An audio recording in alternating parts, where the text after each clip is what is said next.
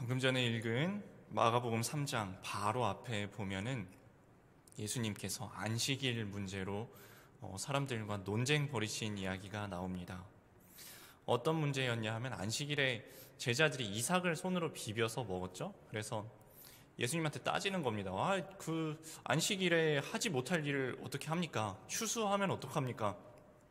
배고픈데 그 자리에서 비벼서 그걸 먹으면 어떡합니까? 안식일인데 참아야죠. 배고파도 참아야죠. 하는 것 때문에 예수님과 논쟁이 벌어졌었죠. 그 논쟁 바로 직후에 일어난 사건입니다. 예수님께서 밀밭에서 논쟁하시고 바로 들어가신 곳이 오늘 3장 1절 회당에 들어가시니, 다시 회당에 들어가십니다. 회당에는 사람들이 있었겠죠. 사람들이 많았습니다. 근데 이 사람들이 그냥 단순하게 순수한 마음으로 그 자리에 있지 않았습니다. 회당에 모여 있었던 그 많은 사람들이 예수님이 회당에 진입하시자마자 다 시선이 예수님께로 쏠립니다. 좋은 시선이 아니었습니다. 예수님을 주시하는데 고발하려고 주시했다라고 오늘 기록이 되어 있습니다. 어떻게 하면 예수님한테 꼬투리를 하나 잡아볼까?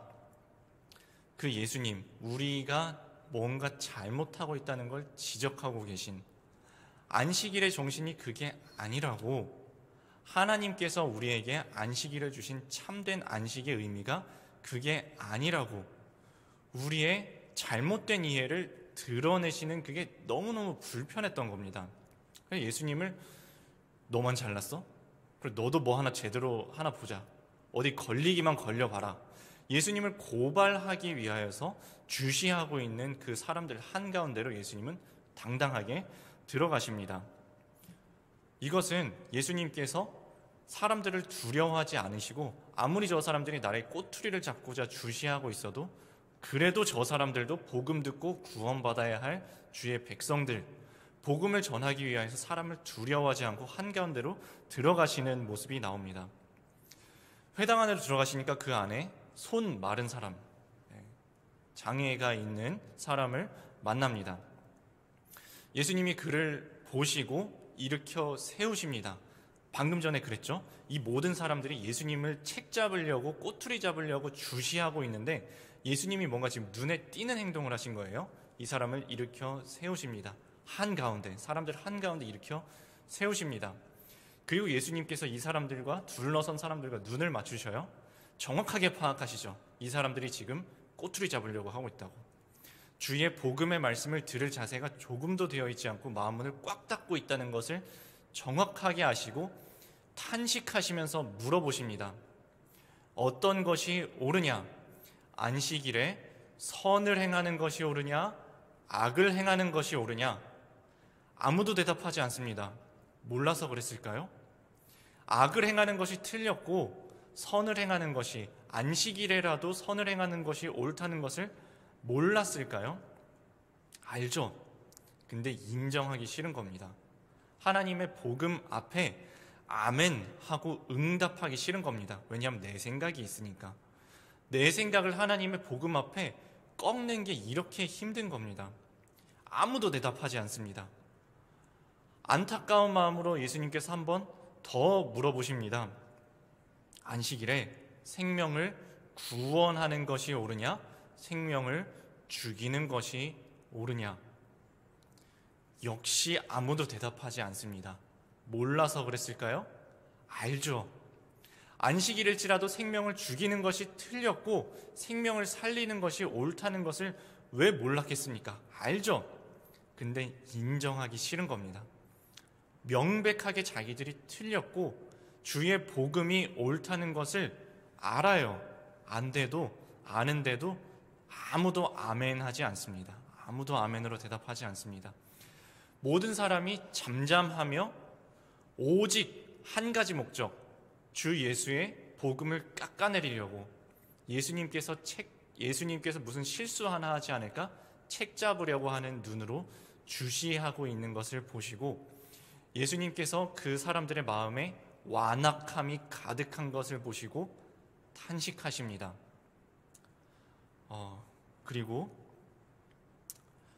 이 사람에게 손을 내밀라 하시고 결국은 고쳐주시죠. 이것이 예수님의 목적이었습니다. 아까 말씀하셨죠?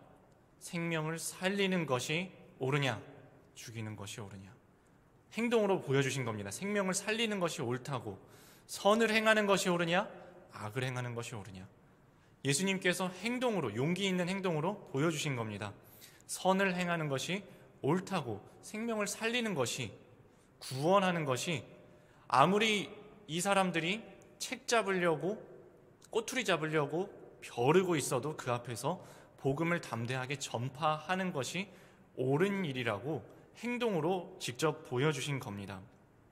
이것은 말씀을 이용해서 깎아내리려고, 남을 깎아내림으로, 예수님을 깎아내림으로 자신의 권위를 세우려고 하고 있던, 벼르고 있던 이 사람들과 전혀 다른 예수님의 모습을 보여주고 있습니다. 가운데 서 있던 이 사람, 이 병자를 한번 생각해 볼까요? 몰랐을까요? 이 둘러싼 모든 사람들이 예수님을 미워하고 있다는 그 분위기를 못 읽었을까요? 내가 만약에 누구 한 사람도 대답하지 않고 있는데, 명백한 사실에도 대답하지 않고 있는데 예수님이 손 내밀라 하신다고 진짜 내밀면 이 사람들이 나를 미워하게 될 거라는 걸 몰랐을까요? 자, 지금 이 병자가 내민 걸 볼까요? 병자가 내민 이 손은 이 병자에게 자랑스럽고 누구에게나 내보이고 싶은 부분입니까? 아니면 정말 초라하고 볼품없고 누구한테 내보이기에 부끄러운 나의 부족한 모습입니까?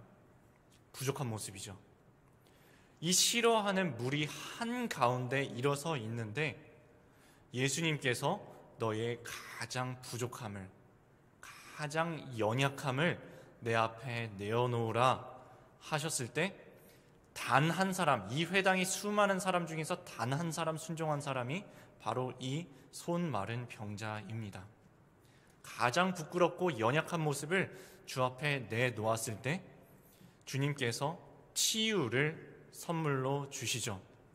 이 치유가 단순히 병고침 이상의 의미가 있습니다.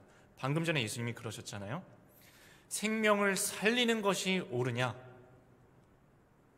이 사람은 지금 참된 길이요 진리요 생명 대신 예수님을 유일하게 만난 사람입니다. 다 보지 않나요? 다 보고는 있죠. 근데 주님을 인격적으로 만나고 구원의 예수님, 생명 대신 예수님을 만난 단 한 사람, 그 수많은 회당의 무리들 중에 단 한 사람, 이 병자만 주님을 제대로 만났습니다. 그리고 주님 앞에 순종했습니다. 적용 질문입니다. 복음을 전파하고 안식을 나누고자 우리는 사람을 두려워하지 않고 내가 들어가야 할 곳은 어디입니까? 나는 지체들이 회복된 소식에 진심으로 기뻐합니까? 자, 두 번째 단락입니다. 이제 회당에서 벗어나셔서 예수님께서 바다로 물러가십니다. 바다로 물러가십니다. 왜 바다로 물러가셨냐 하면은 예수님께서 병을 고치신다는 큰 기적의 소문이 파다하게 퍼졌기 때문입니다. 회당에서는 이 건물 안이잖아요. 건물 안에서는 사람이 일어서기만 해도 튑니다. 근데 예수님께서 회당 밖으로 딱 나가시잖아요. 소문이 퍼졌잖아요. 그럼 이제부터는 빨리 예수님께, 누구라도 한 사람 빨리 가서 예수님께 만나고 예수님께 손만 대더라도 우리는 나을 수 있다라는 소문이 쫙 퍼진 겁니다. 그리고 온 천지사방에서 아픈 사람들이 바글바글 몰려오는 겁니다. 단 하나의 일념을 가지고 내 아픈 곳이 낫기 위해서, 내 아픈 곳이 낫기 위해서 주님께로 바글바글 찾아오는 겁니다. 근데 예수님께서는 거기서 거리를 뛰십니다. 배 타고 거리를 띄우셔서 무리에게 애워싸는 것을 방지하셨습니다. 여기서 주님의 우선순위가 확연하게 드러납니다. 예수님 병 고쳐주셨죠. 때로는 배고픈 사람들도 먹이셨습니다. 그런데 예수님께 1번 목적, 가장 중요한 것이 병 고치고 사람들 먹이는 게 아니셨다는 게 여기에 확연히 드러납니다. 배 타고 띄우신 예수님께서 복음을 전파하시죠. 이것이 예수님의 1번 목적이었습니다. 우리 교회 학교가 있죠. 중고등부가 있죠. 이 아이들 지금은 코로나라서 간식을 잘 못 주는데 코로나 딱 이전에만 해도 간식도 많이 줬습니다. 맛있는 것도 많이 주고 레크레이션도 많이 하고 새로운 프로그램도 하고 즐거운 뭔가가 많이 있습니다. 때로는 영화도 보여주고 때로는 같이 소풍도 나가고 때로는 운동회도 같이 하고 여러 가지를 합니다. 하죠. 해야죠. 필요하면 더 해야죠. 근데 그게 1번 목적은 아닙니다. 이 아이들을 이 귀한 시간을 쪼개서 이 예배당까지 나온, 교회까지 나온 이 아이들을 우리가 가장 주어야 할 것은 다른 어떤 무엇도 아니고 주의 말씀, 구원의 말씀, 복음을 전파하여서 이 아이들이 구원에 참여하도록 하는 것이 그것이 우리의 우선순위입니다. 다른 모든 것들은 이 아이들을 구원의 길로 인도하기 위해서, 복음의 길로 인도하기 위해서 수단으로 쓰는 거죠. 예수님도 마찬가지셨습니다. 이 사람들 예수님 만나서 병 고치면 천년을 살까요? 아닙니다. 심지어는 예수님이 죽은 사람도 살려내셨죠? 죽은 사람 살려낸 그 사람 지금까지 살아있습니까? 아닙니다. 예수님 만나서 그때 5천 명이 먹었죠? 그 다음부터는 다시는 밥 먹지 않아도 됩니까? 아닙니다. 다음날 아침 되면 또 배가 고파요. 그 사람들 다 늙었습니다. 다시 살려내도 다시 늙어서 결국은 주 앞에 서게 됐습니다. 예수님께서 진짜 주고자 하신 것은 구원의 복음이셨습니다. 그래서 이 사람들이 분명히 자기 뭔가 필요가 있어서 목적이 있어서 주님을 찾아왔지만 주님께서는 거리를 뛰셨습니다. 우리도 마찬가지입니다. 주님 앞에 올 때 우리 각자의 필요가 있죠. 절박한 필요가 있습니다. 주님께 부르짖으면 주님께서 주십니다. 그럼에도 불구하고 가장 소중한 게 무엇인지는 우리 분명히 알아야 합니다. 때로는 주님께서 구원의 복음으로 가는 길을 위하여서 우리에게 허락하지 않으실 때도 있습니다. 때로는 하나님께서 우리가 주님께로 절박하게 붙잡으려고 가는데 거리 띄우실 때가 있다는 겁니다. 그때 우리 기억해야 합니다. 하나님께서 우리에게 진짜로 주고 싶으신 것이 구원의 복음이었지. 이 모든 사건을 통하여서 구원의 사건으로 연결어 가기 위하시는 것이 하나님의 목적이지 라는 것을 우리가 기억해야 한다는 것입니다. 예수님께서 병 고치러 온 무리에게 거리를 뛰셨죠. 또 거리 뛰신 그리고 경고하신 사람들이 있습니다. 귀신 들린 사람들입니다. 이 귀신 들린 사람들이 예수님을 보면은 귀신같이 알아채고 저분은 하나님의 거룩한 자, 하나님의 아들입니다 라고 소리치자 예수님께서 그들을 잠잠하게 하십니다. 그렇게 말하지 말라고. 왜 그렇습니까? 이 사람들이 지금 뭐 잘못 알고 있나요? 아니요, 정확하게 알고 있습니다.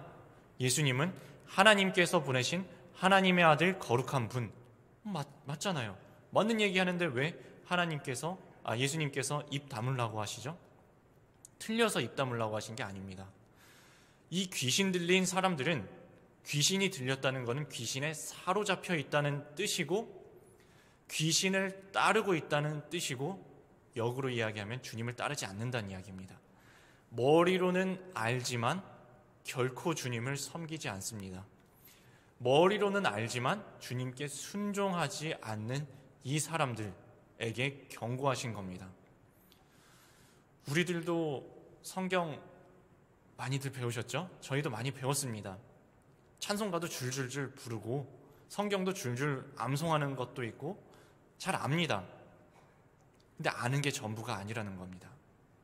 내가 지식으로 알고 있지만 아멘으로 주님께 순종하고 삶으로 순종하고 주님께서 너 그거 잘못됐다 지적하시면 얼른 회개하고 삶을 유턴해서 돌이키는 것, 그리하여 해서 주님께 순종하는 삶을 사는 것이 없으면 예수님께서는 엄중히 경고하신다는 겁니다. 그렇게 하지 말라고. 우리는 내 문제보다 내 병보다 내가 생각하는 내 계획보다 나의 죄를 더욱더 애통하며 주의 복음과 구원 사역에 순종하고 따라야 한다는 것입니다. 적용 질문입니다. 나의 믿음은 문제 해결을 위해 주를 만지려고만 하는 믿음입니까? 또는 지식적으로만 예수님을 아는 믿음입니까? 아니면 말씀으로 내 죄를 보고 구원에 초점을 두는 믿음입니까? 자, 마지막 단락입니다. 예수님께서 12제자를 세우시는 이야기가 나옵니다. 여기 보면은 장소가 또 바뀌었어요. 아까 첫 번째 장면은 회당이었죠. 두 번째 장면은 바다였죠. 이번에는 산으로 올라가십니다. 산에서 제자들을 부르시는 이야기가 나옵니다. 12명의 제자들을 부르시죠. 제자들을 부르신 목적이 세 가지가 등장히 합니다. 첫 번째는 주와 함께 있게 하려고. 이것이 첫 번째 목적입니다. 우리 주의 제자로 부르심을 받은 우리들, 왜 부르셨나요? 첫 번째는 주와 함께 있게 하시려고, 주와 동행하도록 하시는 것이 우리를 제자로 부르신 첫 번째의 목적이었습니다. 그리고 두 번째 목적은 주의 구원의 복음을 전파하게 하시려고, 전도하게 하시려고, 복음 전파하고 구원의 복음을 더욱더 널리 전파하게 하시려는 것이 우리 제자들을 세우신 두 번째 목적이었습니다. 그리고 세 번째 목적은 악한 영을 누르시라고, 악한 영의 권세를 깨뜨리라고, 귀신을 쫓아내는 권능을 주시려고 이 사람들을 제자로 세우셨습니다. 그리고 한 사람 한 사람의 이름이 여기서 언급이 되고 있습니다. 이 이름들이 지금으로 치면은 무슨 우리가 이름만 들으면은 아는 대단한 정치인들, 유명한 연예인들, 대단한 부자들이 아니었습니다. 상당수는 그냥 거기서 고기 잡던 어부들이었죠. 사람들에게 미움받는 세금 걷는 사람도 있었습니다. 지금도 세금 걷는 사람, 뭐 선망의 직업일 수 있지만 이 당시에는 로마의 앞잡이 노릇을 한다고 지탄받는 사람, 그 사람도 여기 끼어 있었습니다. 그 중에는 열심당원도 있었습니다. 이 열심당원이라는 사람은 폭력적 독립운동가에 좀 가까운 사람들이었습니다. 이렇게 칼 차고 다니다가 저 사람 매국노 하면 찔러버릴 수 있는 그런 과격한 사람들이었습니다. 방금 전에 세리도 있지 않았나요? 이 열심당원들이 여차하면 세리 갖다 찌를 수 있는, 서로 앙숙과 같은 물과 기름처럼 섞일 수 없는 사람들도 예수님의 제자들 가운데 있었던 겁니다. 여기서 또 특별한 그 야고보의 형제 요한의 별명이 하나가 나오죠. 보아너게, 곧 우레의 아들. 성격이 얼마나 불같았으면 별명이 우레의 아들이었을까요? 이렇게 성격 통제가 안 되는 사람도 예수님의 제자 중에 있었습니다. 베드로는 어떤 제자였습니까? 나중에 예수님 3번 부인한 사람도 제자 중에 있었습니다. 여기 정확하게 이렇게 언급된 사람도 있죠. 또 가룟 유다니 이는 예수를 판 자더라. 예수님을 팔아넘긴 사람도 이 제자 중에 있었습니다. 이 제자들의 면면을 한번 이렇게 보면은 어떻습니까? 대단한 사람이 한 명도 없습니다. 특출난 사람도 한 명도 없습니다. 하나같이 비천하고 모자라고 어디 한 군데가 부족한 사람들, 보잘것없는 사람들입니다. 그런데 이 모든 사람들을 예수님께서 한 사람 한 사람 이름을 불러서 제자로 세우셨습니다. 주와 함께 동행하라고, 복음을 전파하라고, 삶 속에서 악한 영의 권세를 쫓아내라고 이 제자들, 부족한 제자들을 한 사람 한 사람 부르셨습니다. 내 능력, 내 노력이 아니라 주님께 받은 은혜로 사명 감당하라고 부르셨습니다. 예수님은 이런 미천하고 평범한 자들도 제자 삼으셨는데 나 같은 자를 불러 제자 삼으신 것이, 그것이 주의 가장 큰 은혜. 나 같은 자도 불러 제자 삼으시고, 나 같은 자도 불러, 나 같은 죄인도 불러 주의 구원의 복음에 동참하게 한 것이 하나님의 가장 큰 은혜입니다. 오늘 말씀 우리는 어떻게 적용하고 계신가요?